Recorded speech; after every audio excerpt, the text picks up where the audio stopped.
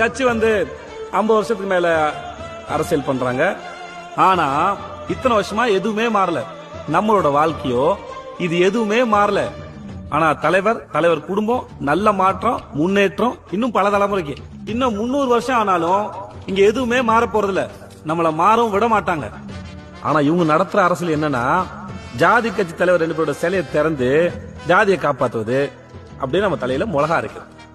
5 வருஷங்களோட ஓட்டு கேக்குறது.